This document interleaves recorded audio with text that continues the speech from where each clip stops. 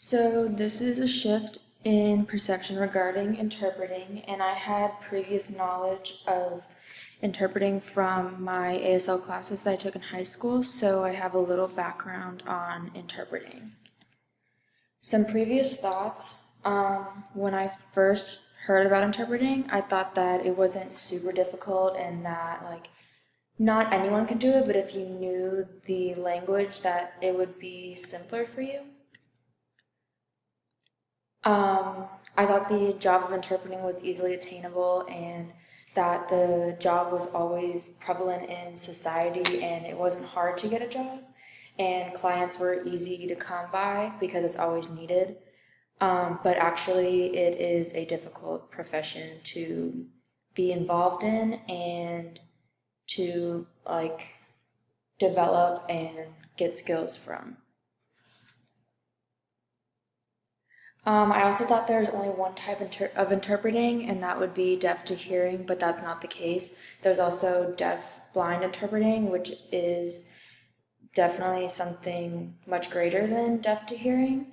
And I also did not realize the impact of interpreting and how much it does help society as a whole, and many different people benefit from this profession, not only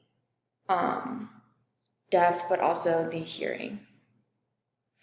I thought that as well. I only thought that interpreting helped the client, but it also helps the person who needs a translation from the client as well as the interpreter. The interpreter is gains people skills as well as an understanding of a different social scene, that of the deaf culture. I was shocked to learn how unaccepting sign language is to other countries. I knew about obviously ASL from my previous classes, but in other countries it is not as widely accepted as it is here. While we do have some issues here, it is better in other countries. Or worse in other countries, sorry.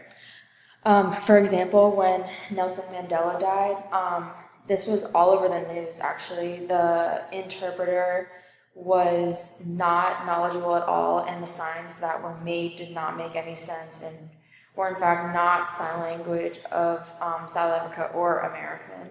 So it was very difficult for people to take it seriously, and thus also lessened the area around and knowledge of interpreting.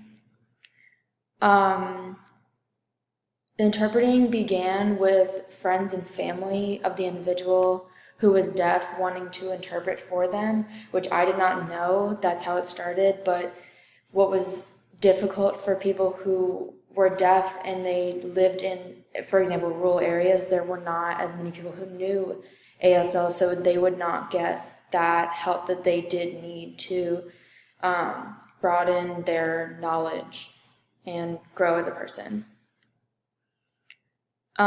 So if the individual did not get assistance, they would feel isolated and left out because they would not be in the conversations, such as family dinner conversations. They would not know because they are unable to get that information that is talked about at the dinner table interpreted for them.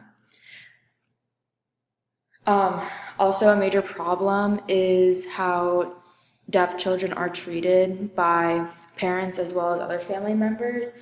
For example, the ones at the dinner table, but also parents would send their kids to mainstream schools, and the teachers would often yell at the children for not talking, which sometimes they're physically unable to, or they would get in trouble for signing. Oftentimes children would get smacked on the hand for signing or told to sit on their hands. A lot of parents didn't even care to get an interpreter or send their kids to deaf schools, which is why they were often sent to mainstream schools. This also resulted in the children being unable to get a good education because they're not able to get the assistance that they need in order to grow and learn in society and schools. The situation has improved by the culture that we do now live in being more accepting, and laws for ASL and interpreting are getting passed. However, it does take a long time for laws to get passed, but the acceptance is growing. This need for interpreting is a major part in deaf children's growth, and I never really realized how much it is actually needed in society. Again, didn't really know how much it was needed in society. The benefits far outweigh the negatives, if there are any. For interpreting to work, both the client and the interpreter need to be on the same page. If this doesn't happen, then either team could get a mixed message or different opinions. The one struggle that I feel I would have would be if I was interpreting someone and like we were in a classroom setting, for example, and the client was wrong. I would feel like that I would need to correct them, but that's not what you're supposed to do. You're supposed to give what the client says, because if you were doing that, it would be controlling the situation, and the client would not learn from their mistake because they wouldn't know that they were wrong. What surprised me is how the training for interpreting was so poor in the past. There was never a clear path to becoming an interpreter, and it was extremely difficult to get into the profession, and there was no structure, so it was very common for people to take power and just get people that they wanted to be an interpreter, which is not always the good selection. And unlike many businesses, it is in interpreting business, it is good to talk about the clients and their cases, because the interpreter skills can improve from comparing with other interpreters. Emotional stability in interpreting is extremely needed because the performance does increase by the emotional stability that each interpreter does have. Before the semester, I did not realize how much interpreting is needed in society. It is very difficult for deaf people to feel accepted and like have any input in society if it wasn't for interpreters to do so. While it does occur, it is very difficult, and it does work a lot better when interpreters are present.